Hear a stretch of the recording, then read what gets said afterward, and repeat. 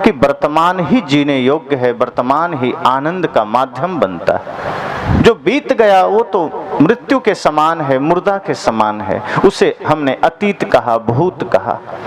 और जो आया नहीं वो भविष्य है, जो हाथों में नहीं, जो अभी तक आया नहीं, उसके पीछे भी क्या जाना। जो वर्तमान मिला है हमें उसका बेहतर सदुपयोग करना है, उसमें जीना है। लेकिन आज हमारी मन स्थिति ऐसी हो गई कि हर आदमी कभी ना कभी ये सोचता है कि अगर कोई शुभ काम सामने आ गया तो उसे कल पर हम टाल देते हैं कि चलो कल कर लेंगे। सदगुरु कबीर कहते हैं नहीं, काल करे सो आज कर, आज करे सो अब, पल में परलय होएगा, बहुरी करेगा कब। कुछ लोग रहे होंगे सदगुरु कबीर के सामने और कोई धर्म यज्ञ कथा सत्संग की बात हुई होगी, ध्यान की बात हुई होगी, आत्मचिंतन की बात हुई होगी, तो लोगों ने कह दिया होगा कि ठीक है साहब आज तो हम व्यस्त हैं, कल कर लेंगे। और ऐसी कई बातें सदगुरु कबीर के सामने आई होगी तो सदगुरु कबीर ने कहा नहीं, काल करे सो आज कर, ये शुभ कार्यों को कल पर मत टालो। ये जो पवित्र कार्य हैं इसे जीवन में कभी एक पल आगे के लिए भी मत टालना, उसे आज अभी इसी क्षण करना। लेकिन समस्या ये है कि जब कोई अच्छे कार्य हो हम उसे कल पर टालते हैं, और टालते ही नहीं है, उसके लिए शुभ मुहूर्त भी खोजते हैं। जैसे किसी को सत्संग करवाना हो तो कई जगह मैंने सुना है कि लोग पूछते हैं कि गुरुजी हमें सत्संग करवाना है, कौन दिन बढ़िया रहेगा, जरा लगन तिथि देख करके, मुहूर्त देख करके बता दीजिए। या किसी की शादी करनी हो तो पंडित जी के पास जाकर हम लगन मुहूर्त दिखवाते हैं कि देखिए कौन सा दिन बढ़िया होगा। कथा करवानी हो तो हम पुरोहितों के पास चले जाते हैं कि जरा देख दीजिए कौन सा दिन बढ़िया होगा। अक्सर लोगों को मैंने देखा है एक भी बढ़िया काम आदमी अपने स्वतंत्र चिंतन और मन से नहीं करता। अगर कुछ भी उसे शुभ करना हो वो पोथी के अनुसार करना चाहता है। लेकिन आश्चर्य तब है जब व्यक्ति चोरी करने जाता है, तब पंडित जी से नहीं पूछता कि जरा पोथी देखना कौन सा मुहूर्त शुभ है, कि चोरी करने जा रहे हैं, शराब पीने जा रहे हैं, जरा देखकर बताना कौन सा मुहूर्त शुभ है। गाली देने का मन कर रहा है, पंडित जी जरा बताना गाली दें कि नहीं, मुहूर्त कैसा है। हिंसा करने का मन कर रहा है, जरा मुहूर्त देखना। तब तो इसी क्षण अभी कर लेते हैं, कोई प्रतीक्षा नहीं करते, कोई इंतजार नहीं करते। लेकिन शुभ करना हो, दान करना हो, सत्संग करना हो, कथा करनी हो, तब हम मुहूर्त के पीछे चले जाते हैं, कल पर टाल देते हैं। ये जीवन की सबसे पहली स्थिति हमें ठीक करनी पड़ेगी कि जो शुभ है उसे अब करिए, जो पवित्र है उसे अभी करिए। अगर दान करने का अवसर आ जाए उसे कल पर मत टालना, सत्संग का अवसर आ जाए कल पर मत टालना, कोई भी शुभ कार्य आ जाए जीवन में उसे कल पर मत टालना। और ध्यान रहे, अगर आपका मन बढ़िया है तो आप किसी भी समय करेंगे वो कार्य शुभ होगा। और सत्संग के लिए कौन मुहूर्त देखता है? सत्संग तो खुद ही शुभ है, सत्संग तो अपने आप में पवित्र है, शुभ है, जिसके वजह से सब कुछ शुभ हो जाता है। उसे कौन सा शुभ दिन की तलाश है? और ऐसा भी नहीं है कि शास्त्रों में लिखा है कि चलो ये दिन शुभ है और उस अनुसार से आपने कुछ कर भी दिया तो सब शुभ ही शुभ हो जाएगा, ऐसा भी तो नहीं। राम जी की शादी तो 3 महान ऋषियों ने बड़े ही लगन मुहूर्त देखकर किया था, पर आगे तो पूरा अशुभ ही अशुभ हुआ, दुख ही दुख हुआ, लगन तो फीका पड़ गया। बात आपके मन की है, बात आपके विचारों की है। वो पवित्र है तो कभी भी कुछ करो ठीक ही होगा। अब बढ़िया लगन देखकर, बढ़िया मुहूर्त देख करके, सत्यनारायण व्रत की कथा करके, गीता का पाठ करके, महादेव जी की पूजा करके, और दिन के 12 बजे आप बबूल का पेड़ लगा दें दरवाजे पर, तो 10-20 साल में, 5 साल में कहीं किसी को दशहरी आम खाने को मिलेगा क्या? भले ही आपने सत्यनारायण व्रत कथा करके पेड़ लगाया है, लगाया तो बबूल ही है। तो जब बोया पेड़ बबूल का तो आम कहां से खाए। लेकिन बिना कथा के, बिना मुहूर्त के रात को 12 बजे आंख मलते हुए और दरवाजे पर आपने आम का पौधा लगाया है, तो आगे चल के पेड़ में कांटे तो नहीं गड़ेंगे, आम ही मिलेंगे। किसी मुहूर्त की जरूरत नहीं है, आपके लगन और आपके कर्तव्य की जरूरत है, आपके परिश्रम की जरूरत है। सद्गुरु कहते हैं शुभ मार्ग के लिए, पवित्र मार्ग के लिए प्रतीक्षा मत करना। यह सत्संग इन 3 दिनों में यही आपको चिता रहा है कि कल पर मत टालना।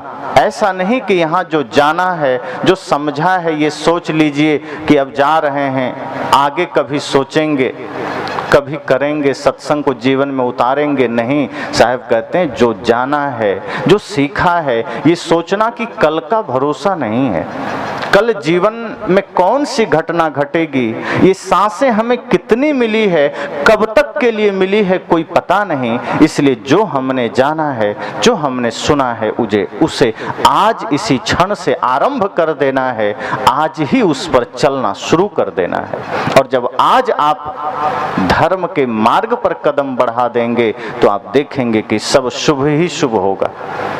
कई बार इसी क्रम में कई लोग का सवाल आ जाता है, अक्सर यह सवाल आता है, मैं उत्तर भी देता हूँ। एक जगह एक सज्जन ने पूछा कि महाराज जी, आप तो कहते हैं धर्म मार्ग पर चलो, भक्ति मार्ग पर चलो, संत की सेवा करो, दीन दुखी लाचार असहाय की सेवा करो, लेकिन समस्या यह है कि मैं धर्म करता हूँ, सेवा भी करता हूँ, सत्संग भी सुनता हूं, भक्ति के मार्ग में चलता हूं, लेकिन इतनी बाधाएं क्यों आती है, इतने दुख क्यों आते हैं, एक भक्त के जीवन में इतनी पीड़ा क्यों आती है, इतने कष्ट क्यों आते हैं। और आप देखो ये जो पापी लोग हैं, इनके महल खड़े हैं, बड़ी मौज में रहते हैं। ये जो शराब पीने वालों को देखो, नशा करने वालों को देखो, 2 नंबर का धंधा करने वालों को देखो, इनका पूरा माहौल जमा हुआ है, बढ़िया बढ़िया गाड़ी है, बंगले हैं, सोना चांदी, बैंक बैलेंस। इनके जीवन में दुख नहीं है, ये तो भक्ति करते भी नहीं हैं, ये तो धर्म के मार्ग पर चलते भी नहीं है, फिर भी ये सुखी हैं।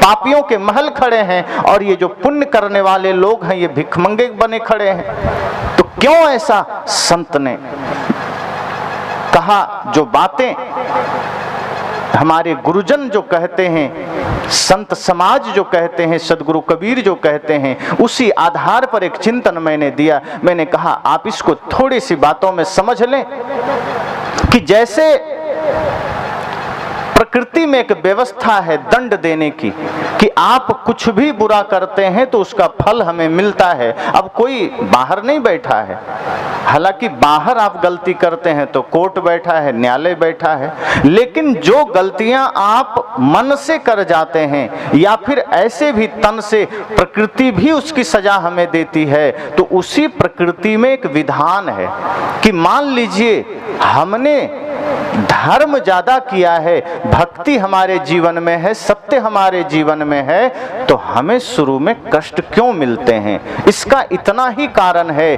कि हमारे जीवन में जो कुछ थोड़े मोड़े पाप के परिणाम हैं, जो कुछ थोड़े मोड़े दूषित कर्म हैं, प्रकृति चाहती है कि इस आदमी के जीवन में भक्ति ज्यादा है, प्रेम ज्यादा है, पुण्य ज्यादा है, तो इसको शुरू में ही थोड़ा पाप का फल दे करके मामला खत्म कर दो, बाद में इसको पुण्य ही पुण्य मिले। और ये जो पापी हैं, इसके जीवन में पुण्य बहुत थोड़े हैं, धर्म बहुत थोड़ा है, तो प्रकृति चाहती है कि इसको शुरू में ही वो धर्म का फल दे दो, पुण्य का फल दे दो, ताकि बाद में इसको पाप का सजा देने में कोई कठिनाई ना हो। कहीं ऐसा ना हो जाए कि बाद में इसको हम पाप की सजा दें और इसका कोई पुण्य सामने खड़ा हो जाए तो बढ़िया से सजा भी ना दे पाए। इसलिए जो पापी लोग हैं, पुण्य उसका थोड़ा है तो शुरू में ही मिल करके खत्म हो जाता है और बाद में वो भयंकर नरक को पाता है। और जो धर्मात्मा है वो शुरू में ही थोड़ा सा पाप का फल दुख रूप में पा करके खत्म हो जाता है और फिर आगे अनंत सुख, अनंत शांति पाता है। इसलिए सद्गुरु कहते हैं कि भक्ति के मार्ग पर अगर बाधाएं आ जाए तो डरना नहीं, घबराना नहीं। ये नहीं कि चलो माला गुरुजी से लिया और जीवन में कुछ दुख आए तो माला गुरुजी को समर्पित कर दिया कि बस अब हमसे नहीं होगा, अब हम उसी मार्ग पर चलेंगे। गुरुजी से दीक्षा लिया और थोड़ा सा जीवन में कष्ट आया तो हमने करना ही छोड़ दिया भक्ति, हमने छोड़ दिया मार्ग, हमने फिर पकड़ लिया वही प्रपंच का मार्ग। सद्गुरु कहते हैं हिम्मत रखना। और सबसे बड़ी बात है कि जो व्यक्ति यह संकल्प लेकर धर्म के मार्ग में चलता है, गुरु के बताए मार्ग पर चलता है, आरंभ में थोड़े से कष्ट का सामना तो करना पड़ता है। आप खुद सोचिए, एक गुलाब के पौधे में जब आपको एक गुलाब की आवश्यकता हो तो नीचे पूरा कांटे ही कांटे उस पर होते हैं। आपको उन कांटों को भी स्वीकारना पड़ता है क्योंकि गुलाब चाहिए आपको। अगर आप कांटे अस्वीकार करना चाहते हैं तो गुलाब भी छूट जाएगा। इसीलिए अगर आप परम सत्य शांति को चाहते हैं तो आरंभ में थोड़े दुख, थोड़ी परेशानी आपको स्वीकारना पड़ेगा। वरना अगर आप चाहते हैं कि वर्तमान में कोई दुख ना मिले तो परमानंद भी आपको नहीं मिल सकता है। मार्ग ही वही है, रास्ता ही वही है। इसलिए तो कहा है पांव फूलों पे रखने से पहले तुमको कांटों पे चलना पड़ेगा। अगर फूलों पर पैर रखना है तो कांटों पर भी चलना पड़ेगा। इसलिए सद्गुरु ने कहा काल करे सो आज कर, कल पर मत टालना। कभी गुस्सा आ जाए तब कल पर टाल दीजिए, चोरी करने का मन करे तब कल पर टाल दीजिए, हिंसा करने का मन करे तब कल पर टाल दीजिए, झूठ बोलने का मन करे तब कल पर टाल दीजिए। पर इसमें हम नहीं करते हैं। गुस्सा का मन किया तो कल पर टालने, क्या 1 घंटे पर भी टालने को राजी नहीं है कि चलो 1 घंटे बाद कर लेंगे। मन में गुस्सा आया तुरंत निकालने को तैयार हो जाते हैं। लेकिन सत्संग, धर्म, मीठा वचन, भजन, सत्संग, प्रवचन, ज्ञान, सेवा, भक्ति के लिए हम तुरंत टालने को राजी हो जाते हैं। तो अच्छे कार्यों को कल पर टालते हैं, बुरे कार्यों को आज ही करते हैं। अच्छे कार्यों के लिए हम क्या कहते हैं? आज करे सो काल कर। जब धर्म करना हो, सत्संग करना हो, तब आदमी कहता है आज करे सो काल कर, और काल करे सो परसों। इतनी जल्दी क्या पड़ी है, जीना है बरसों। लेकिन पाप करना हो तब हम कहते हैं काल करे सो आज कर, आज करे सो अब, पल में परले होएगा, बहुरी करेगा कब। एक फैक्ट्री में वर्कर लोग काम नहीं करते थे, आलसी हो गए थे, बैठे बैठे पेमेंट लेते थे, तनख्वाह लेते थे और टांग फैलाए बैठे हैं, गपबाजियां करते थे, फैक्ट्री का काम ही नहीं करते। फैक्ट्री का मालिक बड़ा दुखी हुआ, परेशान हुआ। उसके चेहरे पर बार बार पसीने आते कि ये कैसे वर्कर हैं, सुनते भी नहीं हैं, कितना भी कहते हैं, कहते समय तो सब हड़बड़ा कर खड़े हो जाते कि हाँ हाँ ठीक है सर कर रहे हैं। लेकिन जैसे ही वो बाहर जाता फिर सब लोग अपना बैठ जाते, गप्पे लड़ाने लगते। और पहले सीसीटीवी का जमाना भी नहीं था कि कैमरे लगा दो सब डर से काम करते रहें। पहले ऐसे ही था तो आदमी बैठा रहे।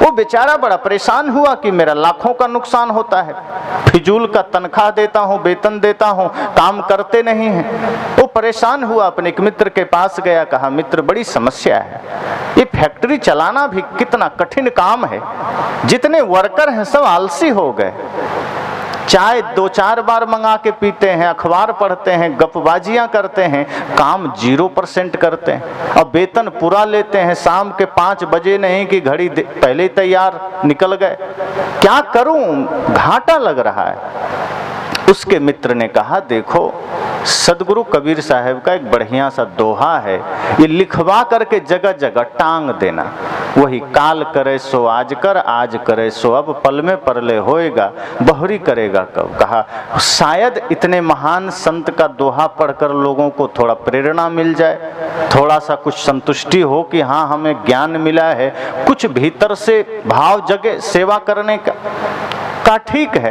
तो 5-7 प्रतियां निकाल लिया और जगह जगह उसे टांग दिया, काल करे सो आज कर, आज करे सो अब, और टांगा। और दूसरे दिन एक दुर्घटना घट गई कि बेचारा अस्पताल में भर्ती हुआ।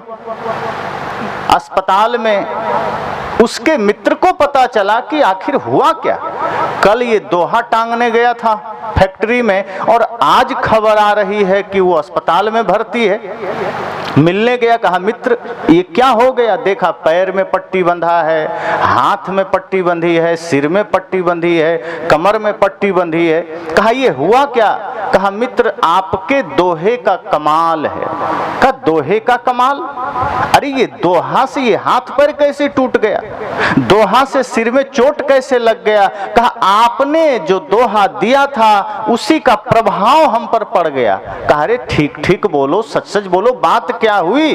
कहा दरअसल बात यह है कि हमारे जितने वर्कर थे, जितने कर्मचारी थे, जितने काम करने वाले थे, वो बहुत दिन से हमको पीटने का मन बना रहे थे, लेकिन वो पीट नहीं रहे थे। पर जैसे ही दोहा देखा काल करे सो आज कर, तो सबके मन में आया कि कल क्या पीटना, आज ही पीट लेते हैं।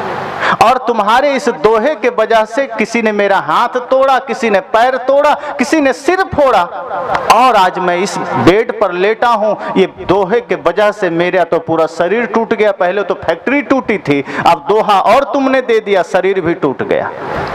उसके मित्र ने सिर पकड़ा, कहा ऐसे लोग रहेंगे तो दोहे का भी अनर्थ करेंगे, और यही हम भी करते हैं। उसने तो किसी का सिर तोड़ा, हम लोग तो प्रतिदिन अपने घर को तोड़ते हैं, अपने समाज को तोड़ते हैं, अपने जीवन को तोड़ते हैं।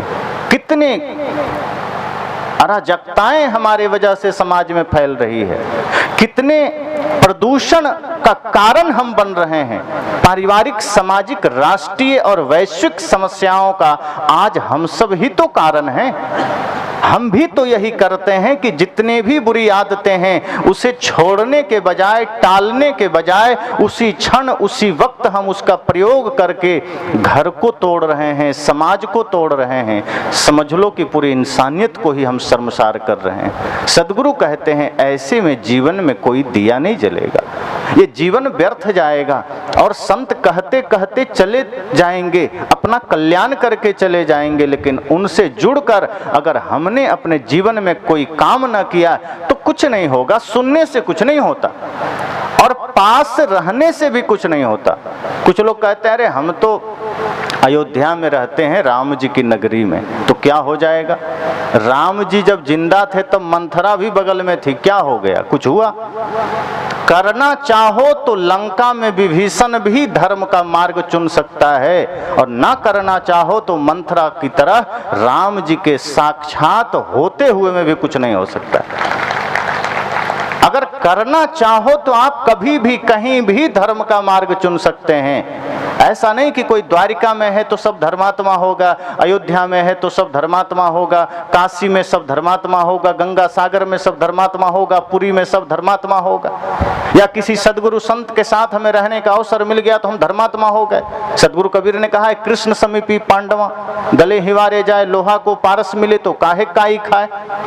कृष्ण के निकट में पांडव रहते थे, फिर भी पाप का फल उसे भोगना पड़ा। वो कोई पाप का फल धुला नहीं, कृष्ण के साथ रहते थे, फिर भी हिमालय में जाके गलना पड़ा। तो ये सोच लेना कि हमें कुछ करने की जरूरत नहीं है, संत गुरुजनों के आसपास चले गए, सत्संग सुन लिए, काम बन गया। साहब कहते नहीं, इस भूल में मत रहना, आपको भी सत्य के मार्ग पर चलना पड़ेगा, आपको भी जीवन में तपस्या में उतरना पड़ेगा, आपको भी अपने मन वचन कर्म को पवित्र करना पड़ेगा। जो काम हमारे महापुरुषों ने किया आपको भी करना पड़ेगा, जो काम राम ने किया वो आपको भी करना पड़ेगा। ऐसा नहीं कि राम ने किया और आप राम के चित्र पर अगरबत्ती घुमा के पालोगे, ऐसा संभव नहीं है कि कृष्ण को करना पड़ा और हम सिर्फ उनकी पूजा करके पालेंगे, कि सदगुरु कबीर को करना पड़ा और हम सिर्फ उनका नाम लेकर पालेंगे। ये असंभव है।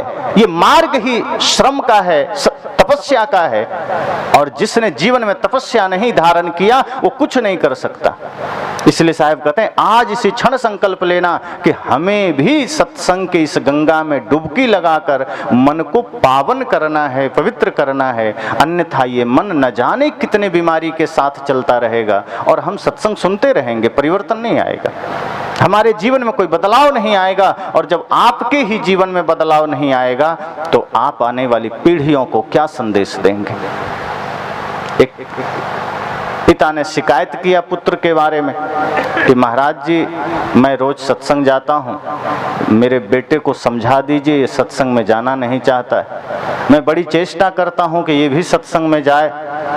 मुझे लगा कितना अच्छा पिता है, बेटे को सत्संग में जाने के लिए प्रेरित कर रहा है। बेटा जरूर कुछ गलत आदत में है, ये सोच करके मैंने फिर भी कहा चलो। लड़के से मैंने कहा कि पिताजी तुम्हारे कह रहे हैं सत्संग में नहीं जाते हो। उसने कहा क्या करेंगे सत्संग में जाकर, पिताजी तो बरसों से जा रहे हैं, अभी तक तंबाकू खाना नहीं छोड़े, हम क्या करेंगे सत्संग में जाकर। पिताजी अभी तक गंदा बोलना नहीं छोड़े हैं, गुस्सा करना नहीं छोड़े हैं, हमें गाली देते हैं, माँ को गाली देते हैं, हम सत्संग में जाकर क्या करेंगे। मैंने कहा कि तब तो दोष सारा इनके पिताजी का है। मैंने कहा अब तक आप सत्संग करके भी अपने मन को निर्मल नहीं कर पाए, दुर्व्यसन को नहीं छोड़ पाए, फिर आप क्या प्रेरणा देंगे अपने बच्चों को, और क्यों जाएंगे आपके बच्चे। इसलिए यह ध्यान रखिए कि आप जो करेंगे जीवन में वो उतरेगा आपके बच्चे के जीवन में। आप जिस भाव के साथ, जिस आचरण के साथ जीवन की यात्रा में आगे बढ़ेंगे, वही आप अपने बच्चों को दे पाएंगे। अगर आप यह सोचते हैं कि हमारा सिर्फ आना जाना धर्म से हो, सत्संग से हो, और हम अपना विचार कुंठित रखेंगे, दूषित रखेंगे और बच्चे में सही संस्कार लाने का हम काम कर जाएंगे, असंभव है।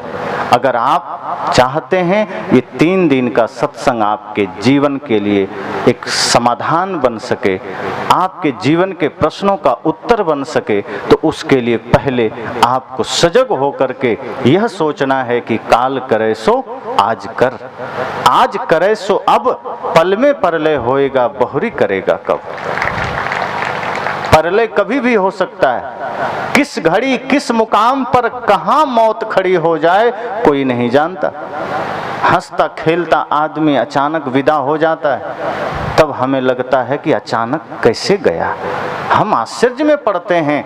और वही घटना कल हमारे जीवन में होगा तो कोई दूसरा हमारे लिए कहेगा कि अचानक कैसे चला गया। तो सभी लोग एक लाइन में खड़े हैं और हम धीरे धीरे मृत्यु की ओर जा रहे हैं।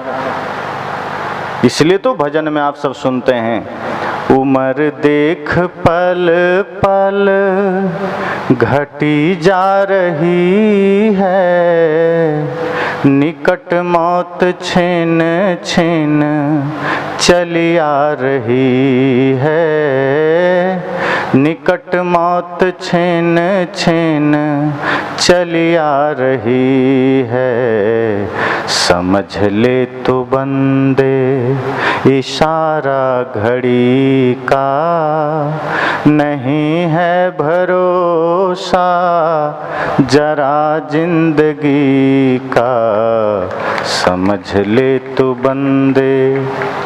कहा कदम कदम पर मौत आपकी ओर बढ़ रही है। जहां भी आप देखो कि हर जगह ये जगत परिवर्तनशील हो रहा है। सुबह सूर्योदय होता है, धीरे धीरे दोपहर हुई, फिर शाम हो गई, फिर रात्रि आई, फिर सुबह हो गई।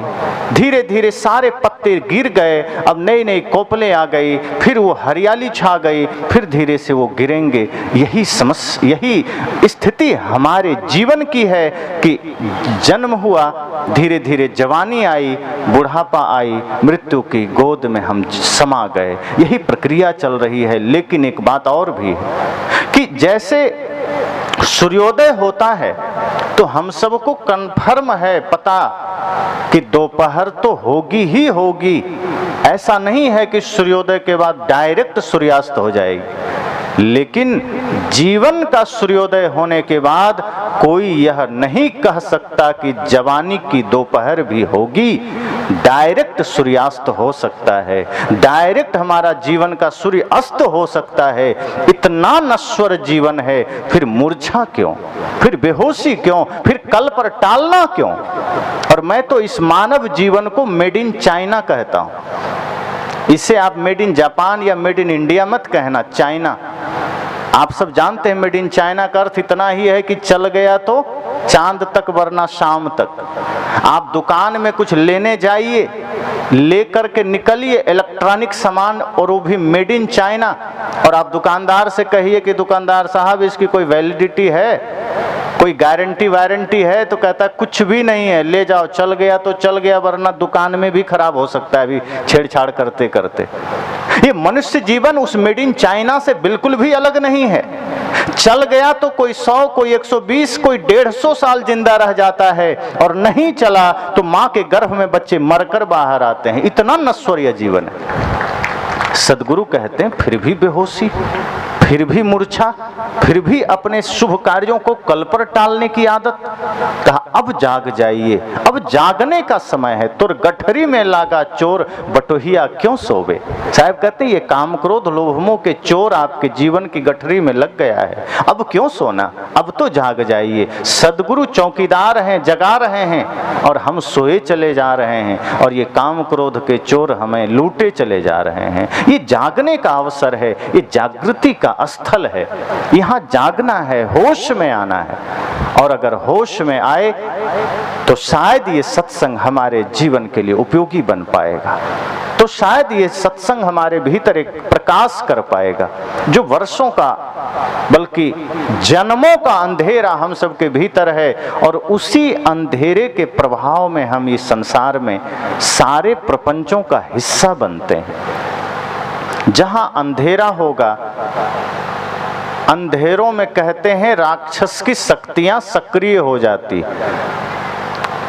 अब इसका भी एक प्रतीक है।